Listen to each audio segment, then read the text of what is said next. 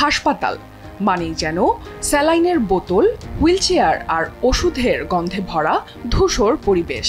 কিন্তু সেই চেনা চিত্রটা হঠাৎ করেই যেন বদলে গেল। হাসপাতালের ভেতরেই দেখা গেল ফুলে সাজানো এক মণ্ডপ, চারপাশে ছড়িয়ে আছে চন্দনের মন মাতানো ঘ্রাণ। সেখানে দাঁড়িয়ে আছেন ডাক্তার, নার্স, রোগীর আত্মীয় স্বজন, আর মাঝখানে চলছে এক বিয়ের আয়োজন। শুনে মনে হতে পারে বুঝি কোনো সিনেমার দৃশ্য, কিন্তু না, এটি কোনো সিনেমা নয়, একেবারে বাস্তব ঘটনা। হাসপাতালে আয়োজিত সেই বিয়েতে কনেকে কোলে তুলে নিয়ে 7 পাক ঘুরলেন বর, আর সেই সুন্দর মুহূর্ত এখন ভাইরাল সোশ্যাল মিডিয়ায়। ঘটনাটি ঘটেছে ভারতের মধ্যপ্রদেশের রাজগড় জেলার একটি সরকারি হাসপাতালে। অক্ষয় তৃতীয়া ভারতীয় উপমহাদেশে সবচেয়ে পবিত্র দিনগুলোর একটি। যে কোনো শুভ কাজের জন্য আদর্শ সময় এটি। আর এই দিনেই বিয়ের তারিখ ছিল আদিত্য সিং ও নন্দিনী সোলাঙ্কির। কয়েক মাস ধরেই বিয়ের প্রস্তুতি চলছিল আদিত্য নন্দিনীর। সবকিছু ঠিকঠাকই চলছিল, দুই পরিবারও প্রস্তুত ছিল। সব আয়োজন যখন চূড়ান্ত, তখন হঠাৎই অসুস্থ হয়ে পড়েন নন্দিনী। প্রথমে ভর্তি করা হয় কুম্ভরাজের একটি স্থানীয় হাসপাতালে।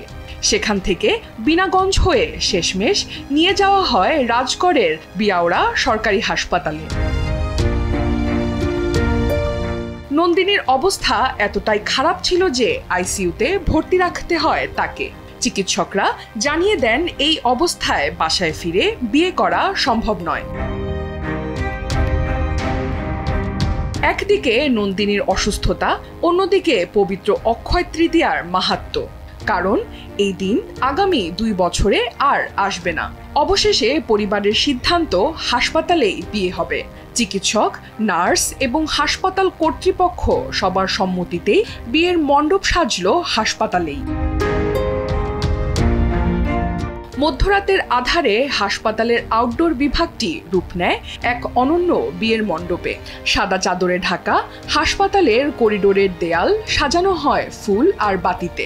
শান্ত পরিবেশে রাত 1টার দিকে শুরু হয় বিয়ের অনুষ্ঠান। এই বিয়েতে ছিল না কোনো ব্যান্ড পার্টি, ছিল না উচ্চ শব্দের কোনো গান বাজনা। কনেকে যখন শয্যাশায়ী অবস্থায় মণ্ডপে আনা হয়, তখন চারপাশে নেমে আসে এক নিস্তব্ধতা। আদিত্য নন্দিনীকে কোলে তুলে নিয়ে অগ্নিসাক্ষী রেখে 7 পাক ঘোরেন।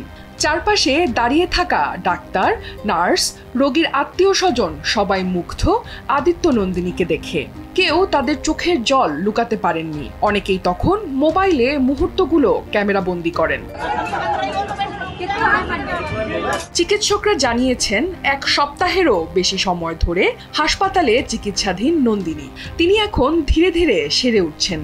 তবে নন্দিনীকে বিয়ের অনুষ্ঠানে অংশ নেয়ার অনুমতি দেয়া হয় প্রয়োজনীয় সতর্কতা ও চিকিৎসার আওতায় রেখেই। তবে এখনো সম্পূর্ণ সুস্থ হননি নন্দিনী। তার সেরে ওঠার জন্য চলছে চিকিৎসা। হাসপাতালের সাদা দেয়াল যেখানে প্রতিদিন মৃত্যুর ছায়া ঘোরে, সেখানেই সেদিন ফুটেছিল জীবনের জয়গান। নন্দিনীর শরীরে ছিল অসুস্থতার যন্ত্রণা, কিন্তু হৃদয়ে ছিল এক অটুট বিশ্বাস। প্রেম কখনো থেমে যায় না। আর আদিত্য, তিনি যেন হয়ে উঠলেন সিনেমার এক সত্যিকারের নায়ক, যিনি বিয়ের পিঁড়িকে হাসপাতালের বিছানার পাশেই টেনে আনলেন। এই গল্প শুধু একটি বিয়ের নয়, এটি প্রমাণ করে ভালোবাসা সব বাধা পেরিয়ে যেতে পারে। জীবন যখন থেমে যায়, ভালোবাসা তখনও পথ খুঁজে নেয়। অনন্যা দাস, দেশ টিভি।